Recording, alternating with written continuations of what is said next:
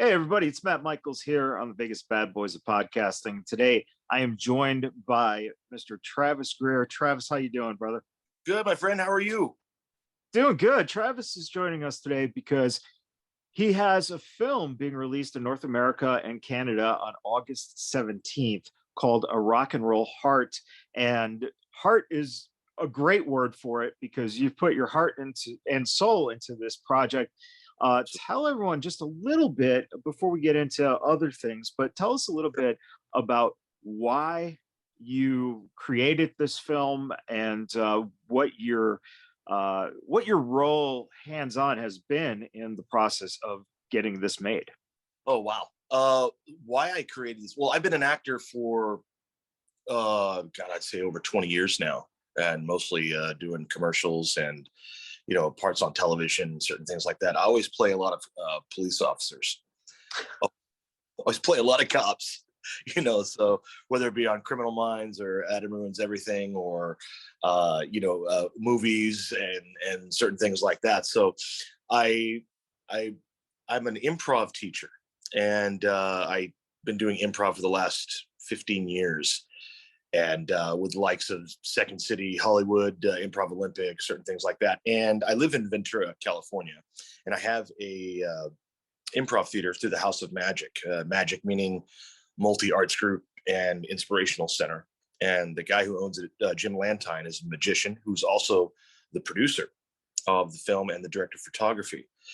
We were doing class one night, and he comes in, and he's produced a few films and things like that. And he came up to me one night during class, and I'm sitting in the back of the theater, and students are on stage doing the things. And he goes, sits down, he goes, "Hey, when are you going to write a movie?" And I look, "What are you talking about?" And he goes, I'm like, "I'm teaching class." And he goes, "When are you going to write a movie?" I said, "Jim, I'm instructing. Can we talk about this later?" He goes, "When are you going to write a movie?" "Fine, I'll write a movie. Okay, I'll write a movie. Just now go away." And so he left, and I didn't really think much of it. And I thought to myself, he kind of planted that seed. And every week, Monday and Tuesday night classes, I'd come in. He goes, "Hey, how's that movie coming?" "Oh, it's going great. It's wonderful, Jim. It's I haven't had a thing written, A month and a half went by, and I was over at my sister and brother-in-law's house. We're having a Sunday barbecue like we always do with my nephews, and he said they share a driveway with these two people, and they're great people. And the one lady that lives next door to them said, "I used to be a PA and stuff. I used to do stuff in Hollywood." I said, "You know what? My buddy Jim said that I should write a movie." And they said, "Well, why don't you write a movie?" I said, "What am I going to write a movie about? I'm an actor. I've written I've written a one-man show, about my brother passing away from cancer. I did that, and that was really cool, but it took a lot out, and I thought, well, I don't know." She goes, "Well, I own my own dog walking pet sitting service." And she said, "Well, why don't you just write about people that you come in contact with? There's a lot of weird fuckers out there." Oh, I'm sorry. Can I go on the show? Oh, yeah. Oh, yeah. She said, there's a lot of weird people out there, man. He's like, why don't you just write about those? And I'm like, okay, cool. So I went home that night, bust out the old laptop. I said, "What kind of movie do I want to be in? If I were to write my own movie, what would I be in?" Of course, I'd like to act in it and maybe direct it. Hell, I don't know. And I thought, one of my favorite movies of all time. Well, I love When Harry Met Sally, and I've always wanted to be in a romantic comedy. I'm like, what's the role that they wouldn't cast me in? What's the movie that they would not cast me in? Okay, the lead to comedy. I'm like, all right, cool. Yeah, I can do that. Why not? So I wrote it, and 6 to 7 weeks later, I had a full-length feature. Wow. And every day, and it just, once the idea was set and once the idea was implanted in my mind, I just went for it and put on some headphones and some some music and just started typing and every day. And about six weeks later, I had a first draft. And then about a couple of weeks later, I had a second and third draft. And then we went from production there, and we started production from script to screen. Once I started writing it to the time we had the premiere, it was 9 months. Wow. And amazing. The people that I had behind me, like a gentleman by the name of Lee Harry, who did all the editing, my buddy Mike Dominguez, who did the score. It just, once the ball started rolling, people just came out of the woodwork saying, "Hey, I heard you're making a movie. Yeah, I'll donate my time." Absolutely. And our total budget for this movie was $3,800. Oh. Yeah. You know what I'm saying? I had like $3,800. I'm like, what? Can't even buy a Chevy 2000 Malibu for that, for God's sake. Nothing against Chevy Malibus. But anyway, yeah. Chevy is a fine car for people out there listening. My role in this movie, for the second part of your question, was I said, well, if I'm going to write it, I want to be in it. And if I'm going to be, why not direct it? And it was my first time ever doing that. And a lot of people look at me like, dude, are you insane? Are you crazy? I'm like, yes, I am. Yes, a little bit. Yeah. So we decided with that, and we got Jim, my producer, the guy that planted the seed. He said, hey, why don't I be director of photography? I said, all right, cool. You can be director of photography. We've got Lee Harry for editing. We've got my boy Mike Dominguez for doing the score, and people around Ventura, where I live. I know a lot of the local bands here and stuff, and they put music towards it and just asked, and everybody said yes. And the people that I originally wrote it for, the actors and just friends, they miraculously all said, of course we'll do it. Yeah. Which I'm very blessed, and I'm very fortunate to have that happen. So yeah, we just went for it, man. And apparently people really dug it, which was cool. It's like my friends Bridget and Chris, they're my next door neighbors, and they were driving over to the theater where we had the premiere, and they go, and Chris said to Bridget, he goes, what if it sucks? What do we say? What if it, what if this movie really stinks?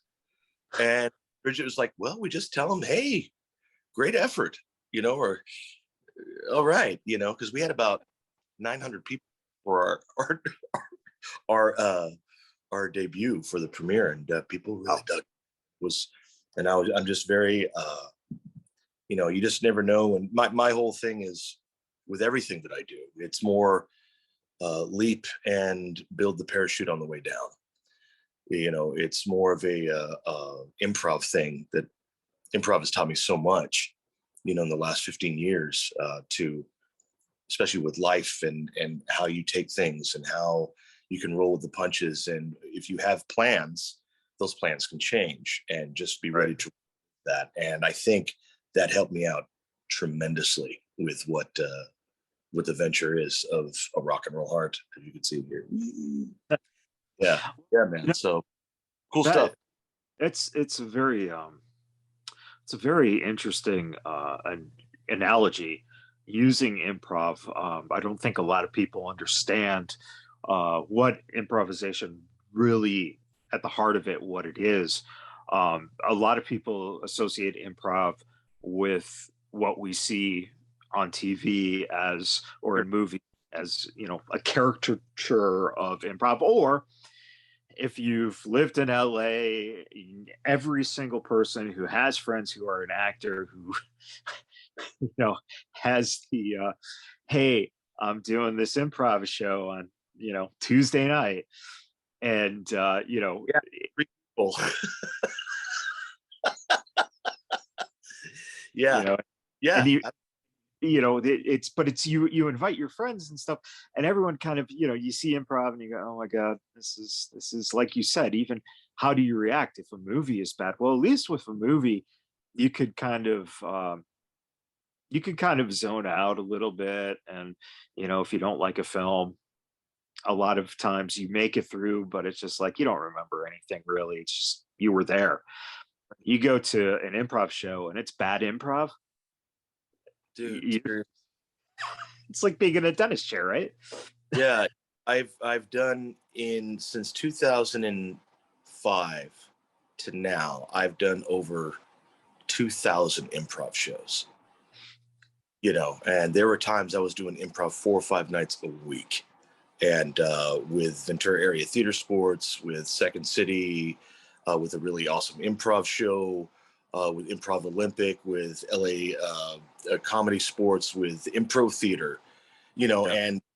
and LA Comedy Connection. I mean, you name it, and it's I'll tell you, even bar prov, which is god awful, but it's a lot of fun if you can hold the audience. It's like, I need a suggestion. It's a dick that sucks itself. What? I mean, what, are you kidding me? Yeah, cool. Let's go with that. Well, we are in a bar and they are drinking, so. Well, you know what? But But it, I'm glad you pointed that out, though. I love that. One of my favorite things is the fact that the challenges presented by the minds of people who are literally trying to sink your ship.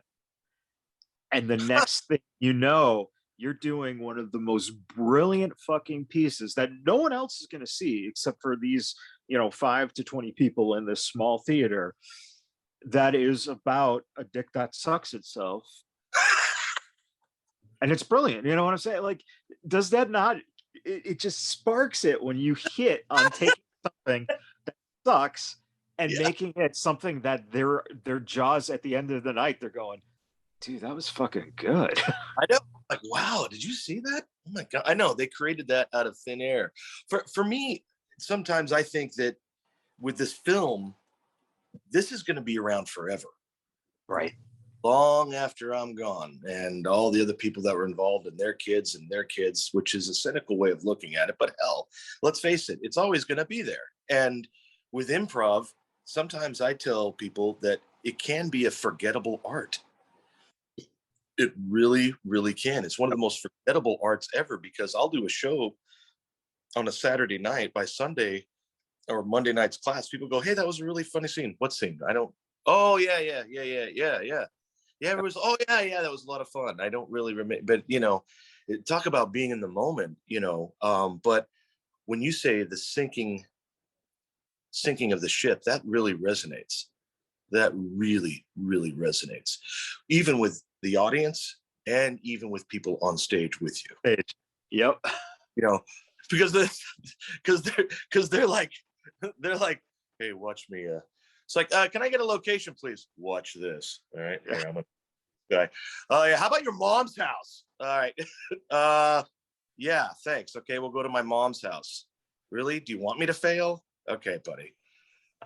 But that's the cool challenges. It's like, let's see what we can do, and let's get together. I mean, improv is, for me, is such a wonderful, wonderful thing, with collaboration and making your partner look good. And it's, listening and just being right there, because it's amazing how much we don't listen to people. Right. Even with life, I say your improv, I teach my students, improv is not just about, haha, we're on stage and all that stuff, but it's about life too, because the true belly laughs for me come from uh, empathy. Yeah. Yeah. The audience goes, ha, I've been there. this is really funny. Oh my, because we have all been there. And that's where the true belly laughs. And it's all, for me, I always say the saying, it's all about the relationships, right. It's not about, as we say, it's not about the soup. It's not about the thing. One of my favorite scenes I've ever seen was a couple students of mine were doing a autopsy, and they were taking out organs of this cadaver, and they were pulling it out, and they were talking about their golf game, about how well they did Right. last week in that hole in one, and start talking about their wives and what they mean to each other while they're weighing kidneys or taking out a stomach. And for me, that's the life, man. That's what it's all about. It's not about dead people, but I'm saying it's about doing things and talking about real stuff, and that's where the true stuff comes in. And I tried to put that in with the film too. You have to, and I think that that's the key, is that if you when you don't have the experience doing a film yourself, creating the film yourself, the first thing that you need to do is get those characters out of your head. And I think that when you start finding the voice of the characters, it's because it started just like improv. It started at a seed that you were able to then start discovering what's going on in this person's life. So I think that's a great, like an autopsy, great idea of this is what the person does. And I think most 75% of improvers, especially young ones, if they're given that situation, they're focusing on the job being done, which is, oh my God, all the blood. Oh, geez, you see the size of this kidney? Oh, dude, check out his brain. Yeah. Agreed 100%. 100%, man. Absolutely. And you have to be able then to transition those human emotions, those characters, like, she said, in kind of giving you that idea that everyone's a crazy fucker.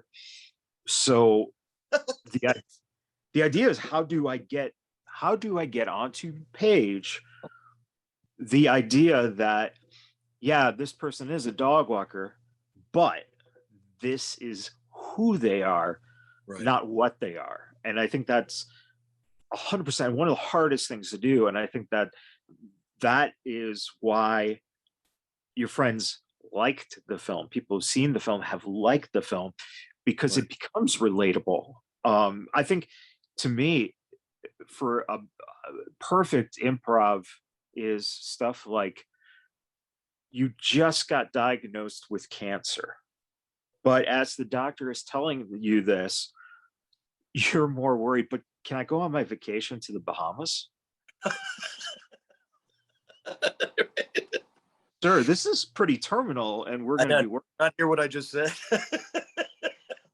Yeah, but man, I just bought this Hawaiian shirt. It's a beautiful button down. It's got palm trees. It's perfect to sit back and relax and watch the breeze and the clouds go by. Yeah.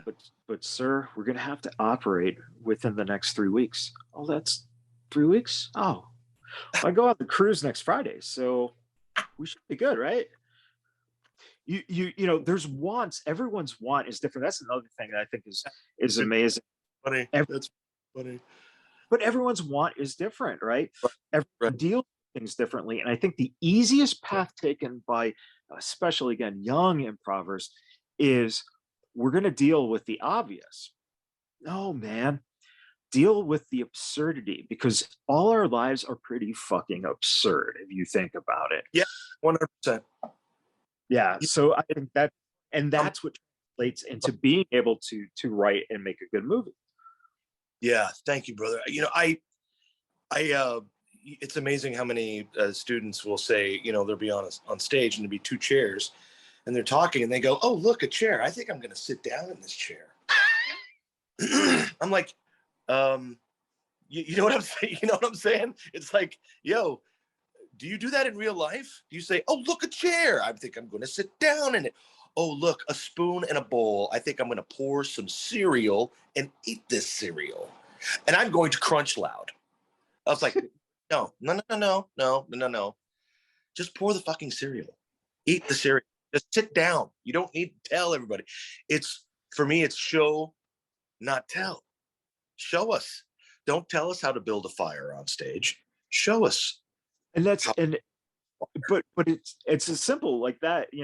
It's like every time you have a drink, right? I'm not talking to you going, and then on Friday, my mom told me, hold on, I'm taking a drink.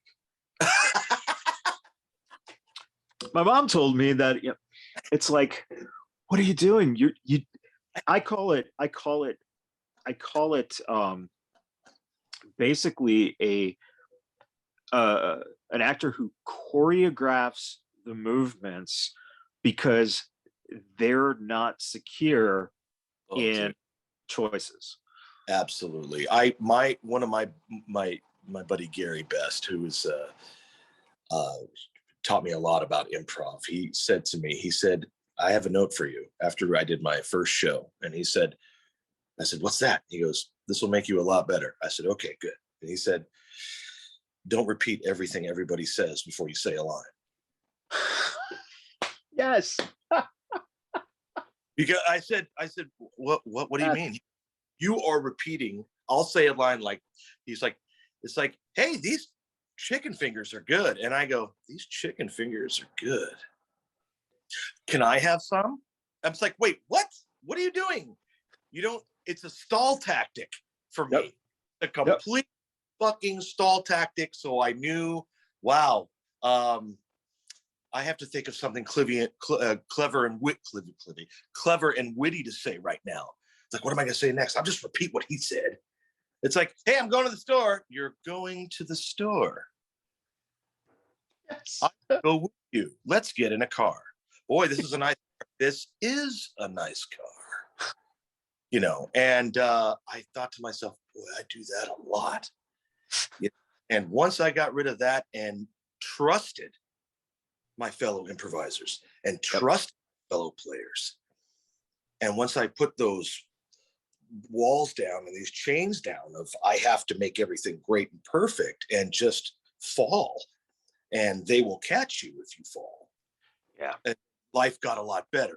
And that's the thing about improv that I always say is that, or with anything, even in acting or musicianship or being on the job, you know, at a construction site, knowing that you always know you're on the right path if people want to play with you.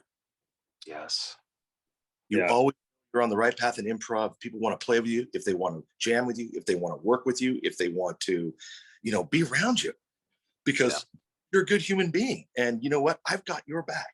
I've got your back. I will take care of you no matter what. I will not let you fall. And if we fall, we're going to fall together. You know what? At IO, it's funny you say that, because I do remember, and it was probably like level 3-ish. Yeah, I'm going back like, 20 years in my mind. But one of the things we did do, and it might have been Neil Flynn's class. Nice.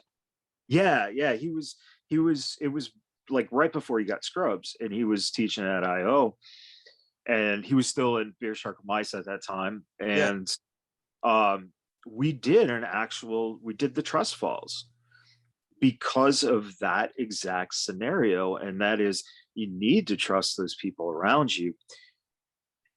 And I think what happens is that we have a natural instinct as performers to, if you hear silence, your first impulse is to fill the silence, which is the biggest fuck up you can do.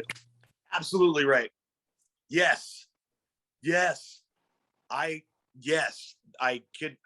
This is fantastic, because the silence is, people are staring at me and I don't know what to do. Oh my God, what should I do? Should I say something witty or funny, or should I, I always say, I have this exercise. I say, start off in the middle.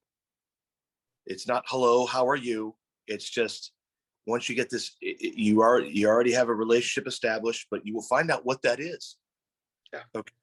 You go from a scene from nothing, apparently, or most likely, and I usually say, I want 30 seconds of silence before anything is spoken. Yep. And go, oh, okay. And the audience will look at you and they will empathize with you, because that's where the true belly laughs come from. They're going, wow, they're sitting on stage not saying anything. If I was in that position, I would be freaked out. I'm going to start to laugh, ha, ha, ha. And then all of a sudden, it's not just a gimmick. It's more along the lines of like, wow, they're really sitting there in silence. Yeah. And I said, check in with your partner. What are they doing? Are they looking off in the distance? Are they making something? Are they cooking? What are they, are they just looking at you in disgust? You always have to check in, and silence is so, I would watch a silent improv show any day of the week. I totally agree. I would watch any day of the week, and say, we just fuck it up sometimes with stuff that doesn't need to be said, and wouldn't that be a silent improv show? It's very interesting because I think, and again, in the annals of my mind, I don't know if this is reality or if this is my mind playing the trick on me. But I do think that in the past, I've had improv scenarios in classes where that's what we would do. We would try to do the scene without saying a damn word. Um, the other one that's very much, I think, is if you know how to do this, you can do anything, and that is one word. Where you can only speak one word. And what's brilliant about improv is this: we label it comedic because of things like Saturday Night Live being based in the improv background, right? Yep. The truth of the matter is that improvisation, just like if you were a musician on stage, you're working with each other. So I've my favorite improv situations is, like you said, if someone's staring off, you got a beautiful girl you're working with, she's staring off, and you're just kind of looking at her for the first couple seconds, and then you approach her, and then then you feel what she's feeling, and then that's when you say, man, the stars are pretty tonight, and I can't wait to launch tomorrow morning. I know it's going to be hard, isn't it? Yeah, being away from you for 20 days up there, space isolation, and now you're engaged. And I think that's what that Mario right there, man. I wish that absolutely. I was totally invested in with everything that you were just saying. Completely invested, going, wow, I can totally see it in my mind.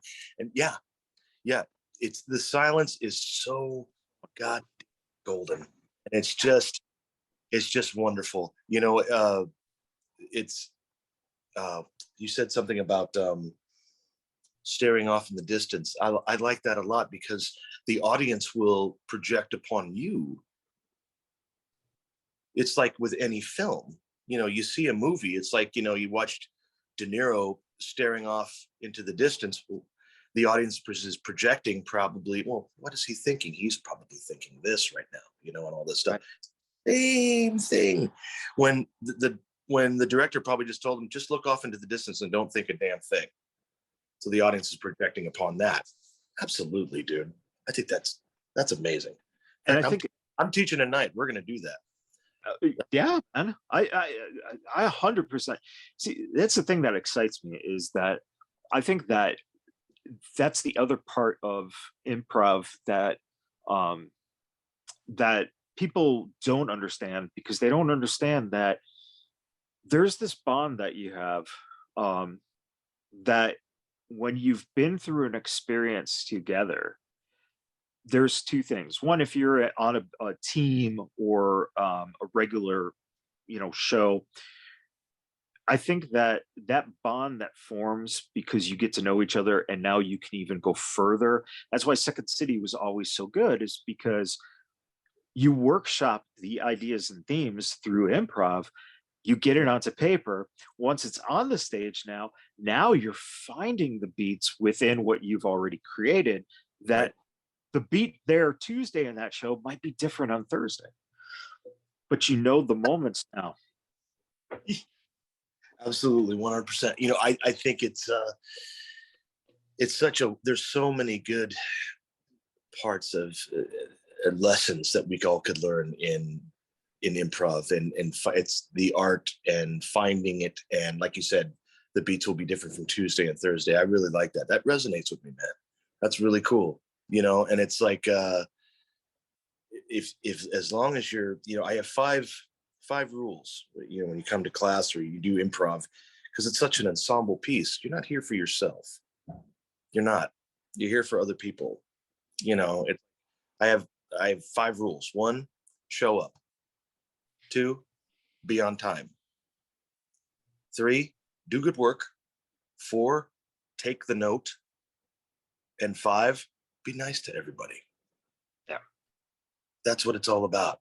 It's, and they're really simple. and if you could take that and apply it to life, a lot of cool things can happen, man. A And lot of can happen. yeah, Very and very giving improviser is what I'm saying.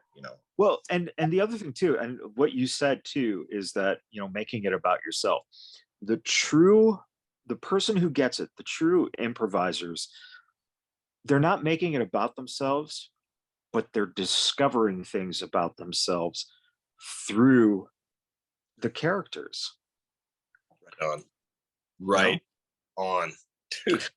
Yay. That's awesome, man. So as we wax philosophically here, yes. how was that in terms of translating when you finally get it up on your feet and now you're also directing?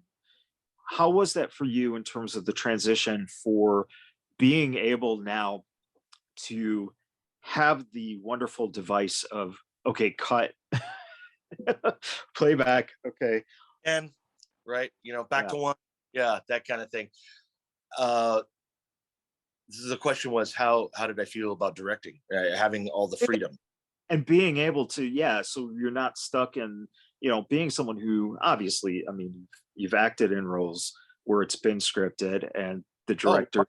Well, I'll tell you, being a director and actor and stuff, like my dumbass would, be like, one take, and we were like, especially with improv, it's like, oh, that was great. Right. Well, let's move on. And we'd be like, whoa, wait. My editor's like, dude, I got like 2 takes per, give me 3 or 4, or something like that. Oh, 5. Oh, okay. There's more. Oh, okay. Usually I'm just like, it would drive Lee crazy, and it still does sometimes. I go, God, that felt pretty good. Trav, that was the first take. Oh, I'm sorry. Let's do it a couple more times, shall we? That's the thing. I've never been, even on set and on movies and TV shows and commercials and what have you, I've never been the guy that say, okay, we're going to do it again. Take 29, take 30, take 31, take 32. I've never, it's just, oh God. And I think that's one of the cool things about being an actor, director, is like, you know what? You really give a shit about the actors. You really be like, hey, you all right? You can do this again? One of the cool things is having faith in your actors too. Casting the right people. And sometimes there have been times where I go, well, we just got to charge through. Maybe this wasn't the right casting choice. Right. But you just got to charge through it and, do your best and work with the actors and stuff. I am, like I said, my dumb ass is just learning,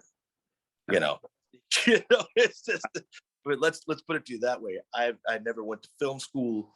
I never did any of this stuff. But what I do is I've watched a lot of, I watch like a movie a day, Sure. And I have last 20, 30 years, seen a lot of films, and wondering like how they did that. And I watch a lot of, I mean, talk to people that are directors and hell, man, just read books on it. And I tried to soak up as much knowledge as I could. And with me, I always learned the best of just by doing it. Yeah. Like a moron. I might look like an idiot. Okay, cool. That's another thing that improv has taught me. Don't be afraid to look like an idiot, because that's who cares? No one's going to remember this tomorrow. I can't remember what I did yesterday. No, when I was in college, we had something called Theater of Ted, and the motto, it was a 12 o'clock at night on Saturday night. You could do anything. You could do songs, you could scenes, you could sketches, you can do whatever it is you wanted to do. You can just sign up at the beginning of the night and you do it. The motto was dare to suck. Yes. What school did you go? Illinois State University. Oh, nice. In fact, I'll tie it in. The person who really was kind of behind starting this, and it was something that was that he had seen at another school, essentially, and that is Brendan Hunt, who is now, creator and on Ted Lasso, which is one of the best shows on TV, I think. Right, and one of the reasons it's such a good show is because guys like Jason Sudeikis and Brendan, they had all that experience in terms of how they learned to do comedy, and they learned it from that source of it's got to come from the truth and the heart of things. Yes. You know, Yes. Yes. Yes. because I- everything you hear from people right now about that show is, boy, that show makes me feel good. Boy, there's such a heart to the show. And right. it's like, because that shit is missing. And, you know, 75-80% of the stuff that we are fed, because we're fed fast food as consumers of television and movies. Yeah. And Reality shows. Oh, I'm sorry. Reality. Oh, yeah. oh, 100%. Yeah. I'll tell you, Ted Lasso is you're absolutely right. Ted Lasso just makes me feel just so damn good, you know, and all the fluff and all the bullshit is out of there, you know, and they're right down to the heart of the matter. And you know, what does it has 20 Emmy nominations now? I think everybody on the cast was like nominated. It's like, it's outstanding. It's outstanding. I love that show. But getting back to, you know, where we were, which is where I forgot, but I think we were talking about, oh yeah, Dare to Suck. I love that. Yeah. Dare to Suck. That's amazing. What was the name of this thing that happened? It was a midnight. That's interesting. Yeah. It was called Theater of Ted because apparently some guy named Ted was doing something or another. I don't know how the fuck it got to be, but basically it allowed you to literally do anything you wanted to do. And the thing is that now those of us who knew each other, we could play with each other a little bit more in terms of there used to be something that was basically an animal stock. So if you were up there and you're performing a poem and the poem is just god awful, it's so bad, one of us would start doing an animal stock around you. And it's like, you better start getting this good. You better start rocking this or we're gonna take your ass out. That's great. Hell yeah. But it allowed a freedom of playing. You know, you could do nudity, and it was a place that you were safe. You could say some of the most nasty things because what you're doing had a point behind it. You know, right. you had something that, and it was the basic idea. And this is where I found if you use your real name, people start associating you as that person that you're portraying on stage. Okay. So now, if you're doing your job right, people are seeing you as an exterior instead of their minds being opened yet. And as soon as that clicks, that moment where they see something that it clicks, then they realize, oh shit, the joke's on me. Right. I would love to see that. I wonder, you know, I like stuff like that. Just, you know, get total creative and just, you know, just lose it, man. Just go buck wild. I like stuff like that a lot. Well, and that's something I've always thought that LA was missing. The West Coast was missing something that allowed people to essentially get together on a Friday night at midnight, Saturday night at midnight, and be able to creatively do things where you have a core group of people. So if, you know, not many people sign up, obviously you're going to start a process of people not knowing what the fuck this is. And you're trying to get people to come in who are creative, who want to, you know, be a part of this, sign up, do songs, do, you know, dance, whatever. I think that that's something that could absolutely attract some of the most talented and some of the most off the wall, outside thinking of the people to work. Do you think that's what's missing? I think so. Yeah, you know, because it's funny how many people, you know, just say everybody wants to be a star. Everybody wants to be a star. You know, I'm taking improv classes because my agent told me to. Really? Okay, cool. Yeah, they're taking it because, you know, they thought it'd be good for, when I go in for commercials, and everybody wants to see improv on your resume. So I thought it's like, dude, what are you doing here? Yeah. Lady, no, it's just, and sometimes I will say that improv does stick to these people.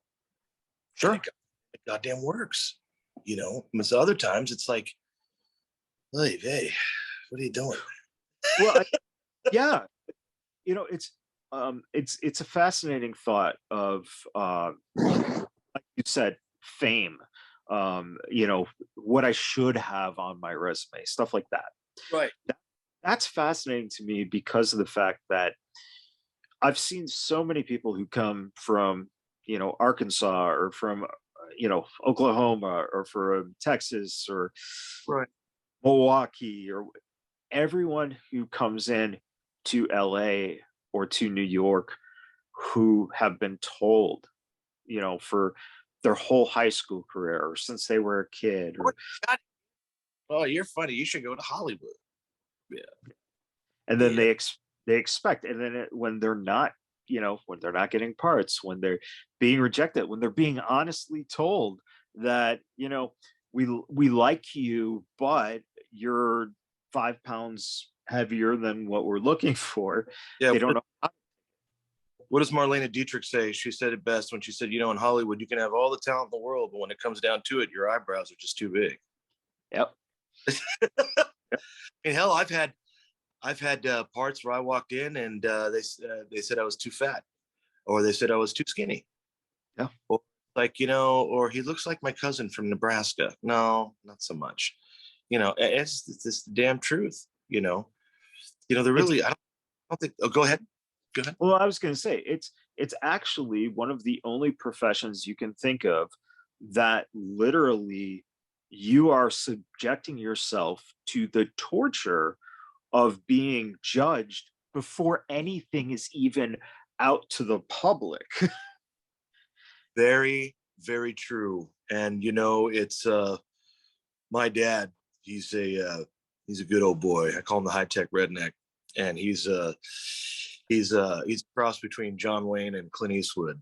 And he told me, I said, I remember when I knew when I wanted to be an actor. I saw Harrison Ford in Witness. Mm-hmm. Sure. And I was 12, maybe 11 years old. And it was back in the days when, VCRs were, weighed 600 pounds, and the top loader, and you press it down, the big play button and everything. And I was spending the night. We lived in an apartment complex in Carpinteria, California. And I watched that movie. And I was spending the night at my friend Brian's house with his grandma, and we had popcorn. It was like, back in the day, it was like, ooh, you have a VCR, Right. I remember watching it, and I remember saying to myself, it was the first time I ever felt something through the movies. Sure, Harrison Ford with Star Wars, Blade Runner, whatever. But it's just Indiana Jones. But this is the first time he wasn't in something that was like adventure or science fiction. And it really touched me, man. I was just like, wow, I want to do that. I want to do that to make people feel through the television screen or through the, big screen. And I ran home to my dad. My dad worked offshore. He was a production platforms out here on the coast, and head to toe in oil, except when he took the hard hat off, it was white from here up, like the eyebrows up. And I said, Dad. He's like, hey, son, how you doing? I said, I know what I want to do with my life. He goes, great. What? I said, I want to be an actor. And he looked at me and he said, and I'll never forget this, okay. And I said, yeah?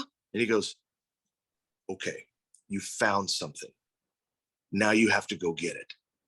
Now you have to go get it. You found something. I'm proud of you, son. It wasn't like, I don't think you should do this. Or, oh, son, you've even been in your first play. You're 11 years old. It's pipe dreams, whatever. He's just a kid, right? An astronaut, or whatever. There was never any backlash or any not support. And it's one of the things I'm very grateful for is that my stepmom and my dad have always been supportive. And he said, through his being the guy that he is, the rough and tumble guy, you got to work. You got to go out there. You got to do it. boom, and just do whatever you can, find your local theater, paint sets, whatever, get involved with things, get involved with as much stuff as you can.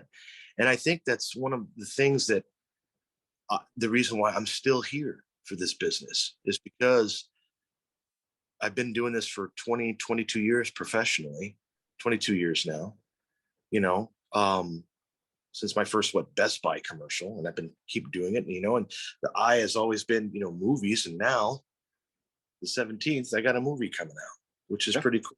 Working on my second one.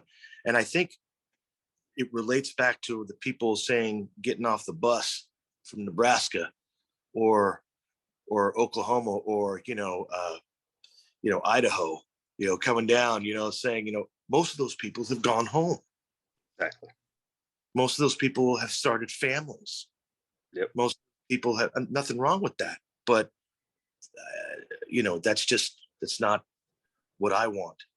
Right. What I just did to keep creating and to keep working and to make people feel what I felt when I saw Witness in 1985, and to make people go, wow, that was really good. It's just storytelling. It's all it is. And I think, and not even having the people not even be there, just from a projector. It's just goddamn magic.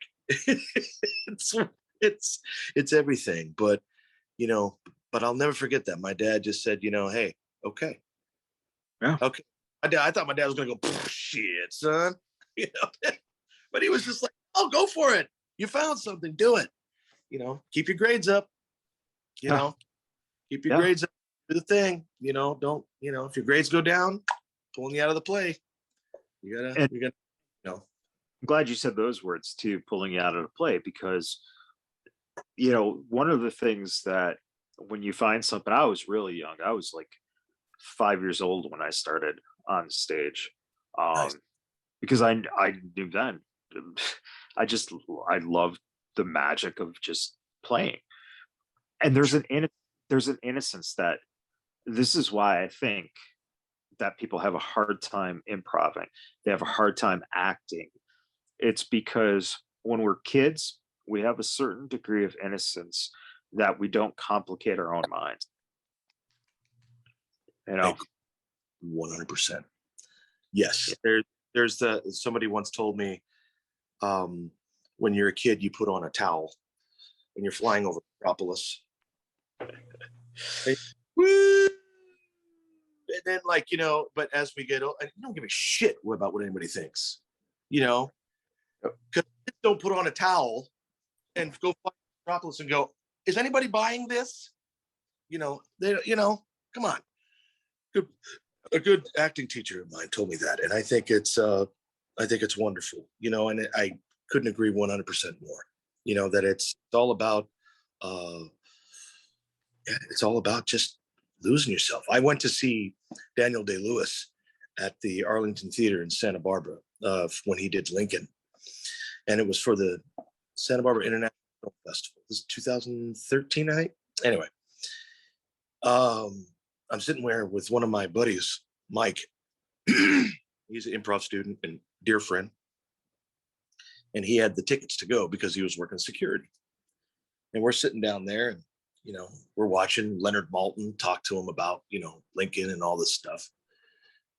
One of my favorite theaters of all time is the Arlington Theater. He's about 2,000. It's beautiful. Gorgeous. Yeah.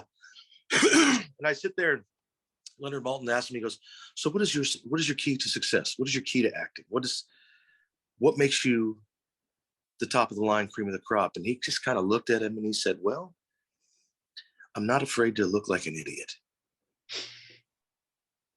And I ribbed Mike and audibly I went, see, you have to, he goes, yeah. And I was like,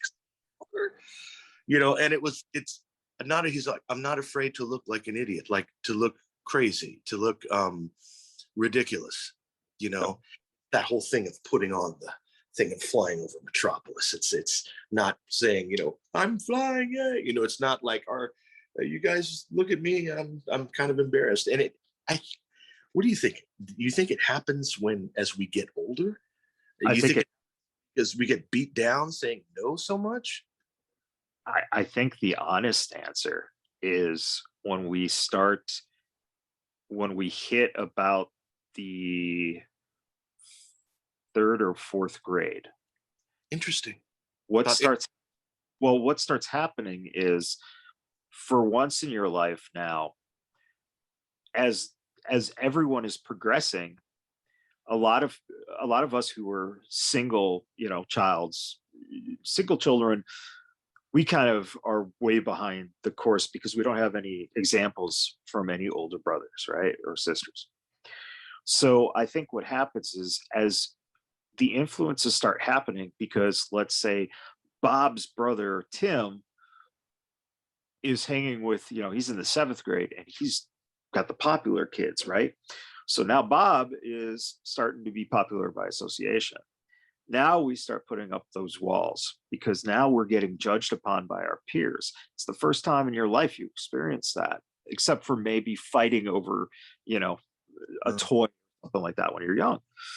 And I think that you start putting that psychological roadblock, because what we start doing, whether it be making friends, whether it be getting good grades, we start living up to the judgment of other people. You have to pass this class. You have to have an A or a B.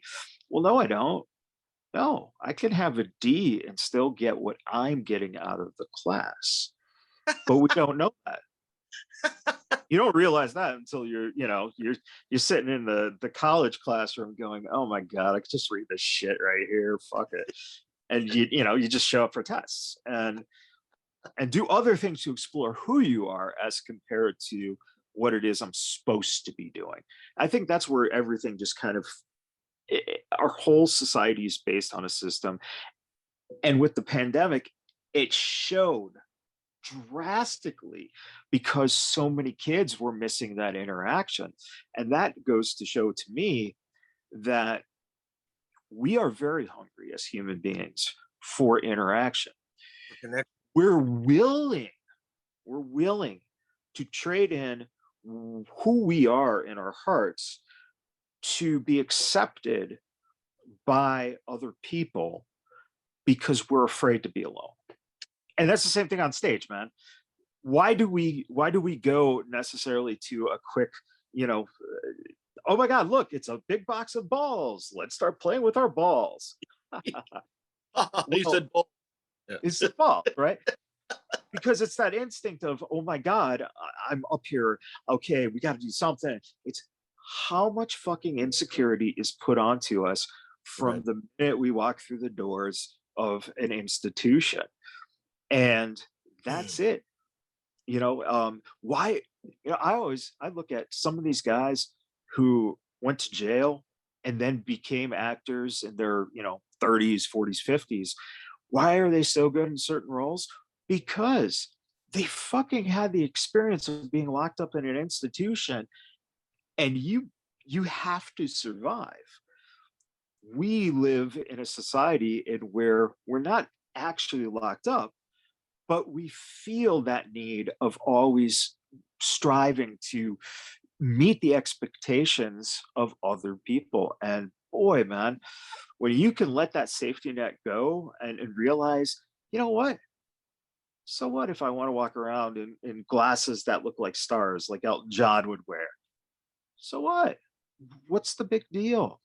It's just part of what I like. It's kind of like conformity, yeah. Like could be.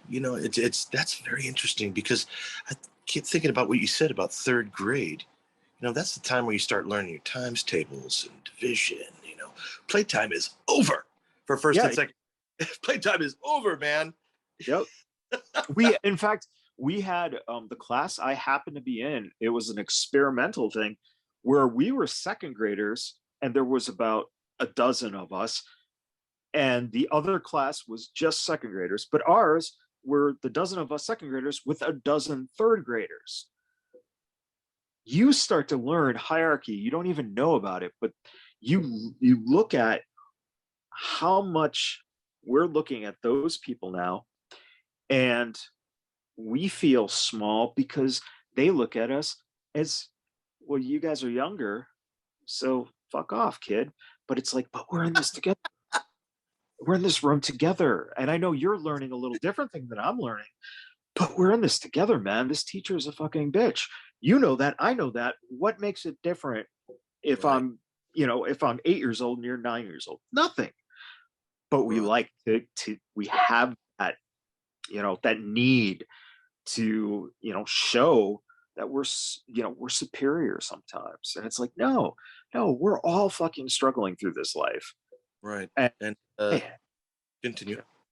no, I was just going to say it. Oh, Hey, some people are lucky and they have a lot more means to necessitate their struggles, but what are means are nothing that you physically could get or buy is going to make you a better person or happier, or because we're always fucking struggling with our own selves. and that's what it's really all about, is just taking care of yourself, right? Not say taking care of yourself, but knowing that yourself, and knowing that it's okay to do the things that we do, like actors, it's all right. A lot of people get, I don't know if I should do this choice, or I don't know, maybe there's a secret way of getting into casting directors' offices. Maybe I don't. What's the way around? There's got to be. I mean, how come he on TV gets that part when I'm really right for it, but he sucks. It's like, yo, it's just do the work. Goes back to what my pop said. Be a good human. Do the Yep. work. Get out there, and like eventually people that got off the bus with you will be long gone back to home. Yep. Yeah, dude, agreed.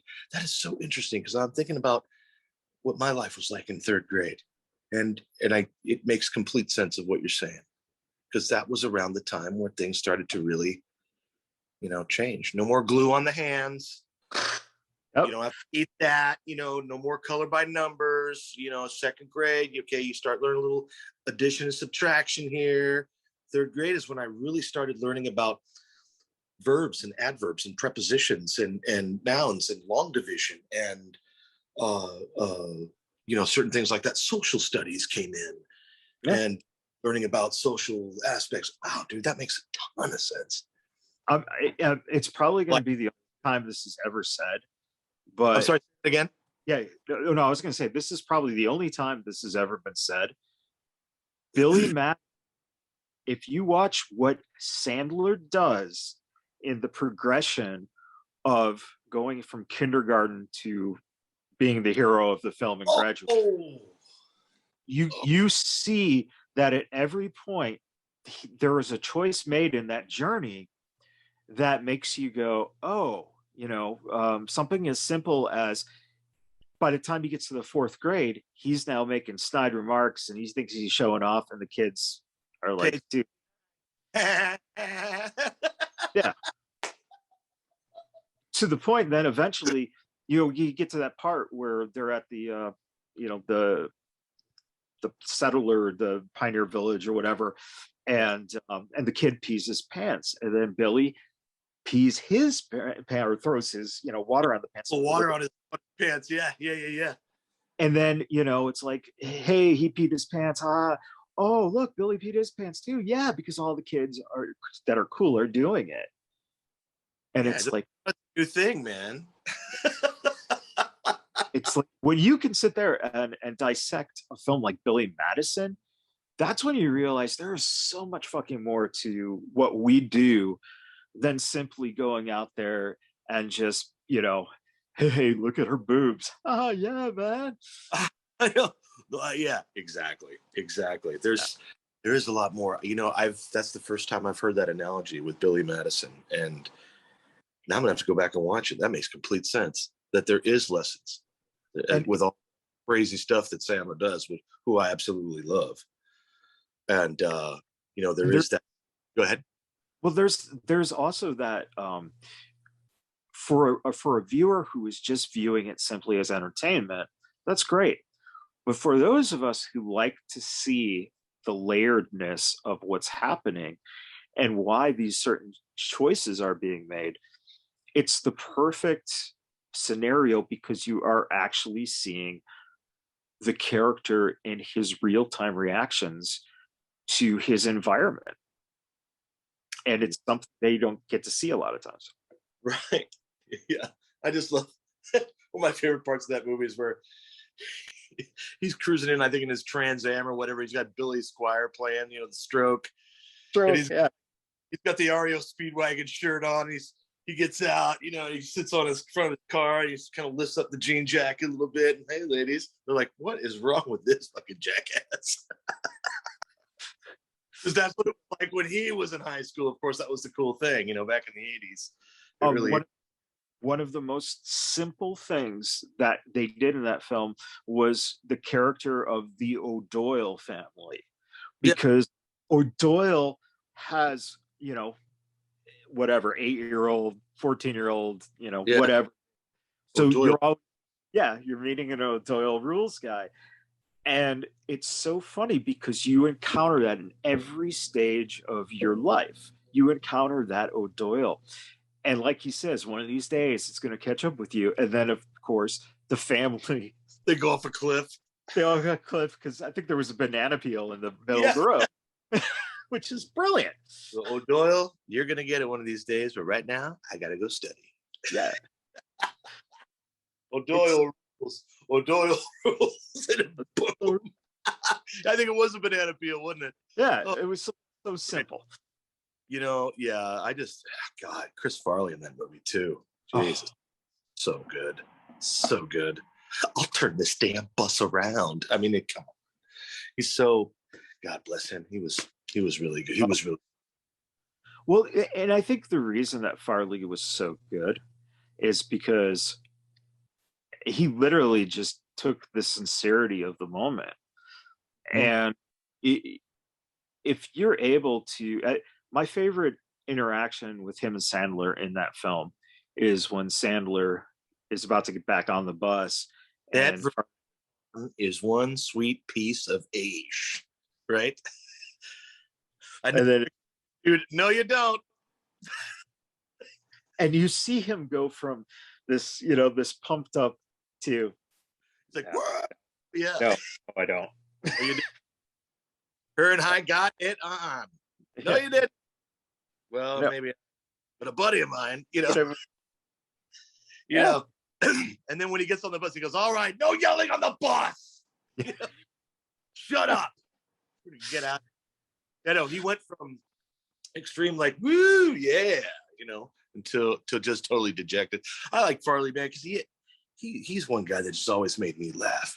I mean, he's got this childlike, you want to talk about childlike innocence to him. That was just wonderful every time that he touched it. If you're ever into watching old YouTube videos on with David Letterman or old talk shows, there's two Chris Farley ones where the first time he did Letterman and then the second time he did Letterman.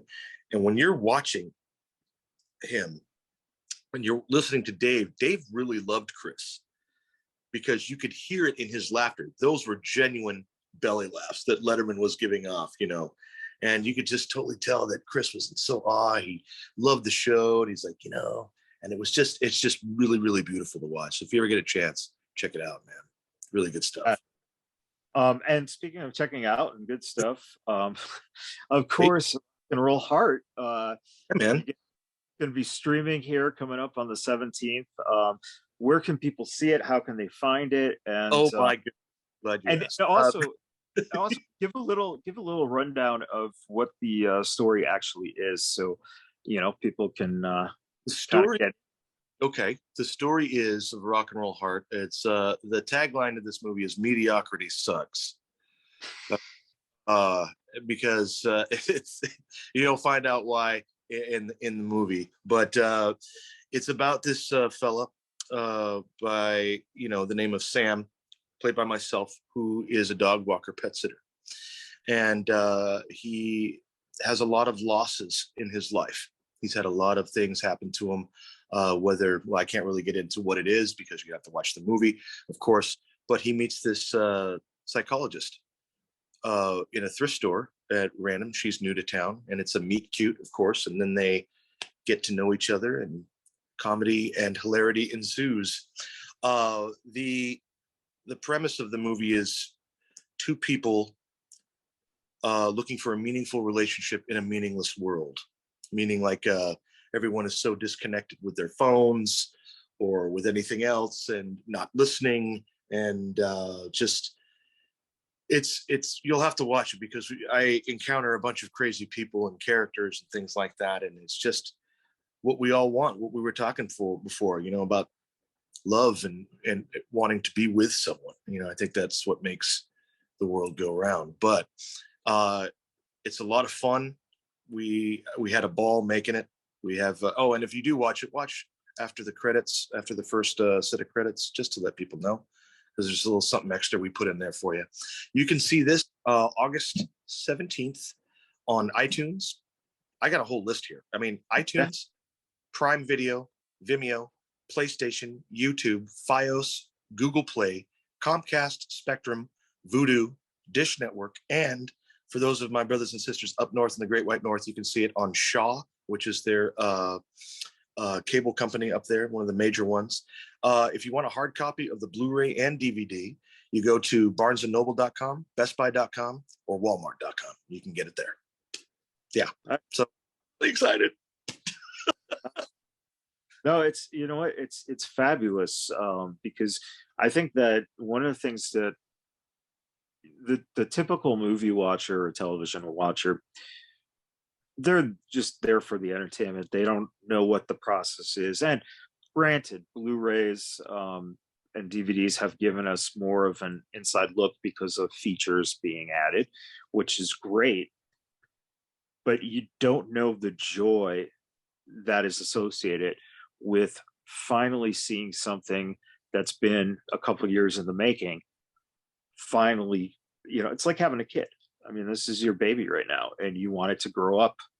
It's tangible. You can actually hold it in your hand and look at it and say, I have something. It's not in the stratosphere in, coming through on broadband or whatever, which is, hey, man, I just want people to see the movie. Yeah. I just want people to see it and to really enjoy themselves and laugh their asses off and actually feel something, and I hope this movie can do that. And we'll see what happens come August 17th. And with that, everyone, we're going to wrap up here. Is there any social media that people can follow you on? Yeah, absolutely. You can follow me on Instagram at Actorman, which is really original. Actorman at on Instagram. You can find me on Facebook. You can find me on Twitter.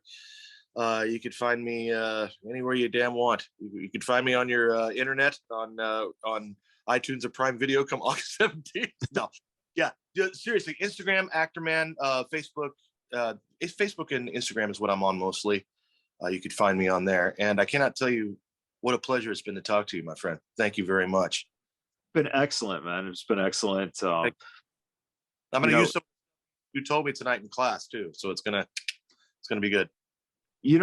My biggest thing is that I want to see anyone who's passionate about doing this, about being an actor. I want to see them be successful. And if it's just in this way, and that is knowing yourself better, maybe you don't, go on to be, superstar or, a regular working actor. But if you find shit out about yourself, you're going to live a much better life because. Absolutely.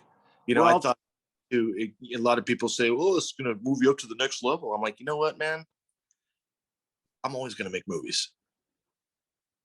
I'm always going to make movies, because that's absolutely what I love, yep. and it's something that I've always wanted to do ever since I was a kid. But thank you for that, man. Makes you a better person. Absolutely. You sure as hell find out a lot about yourself once you take on something like this, a film or especially directing, writing, and acting and producing, so it's it's crazy.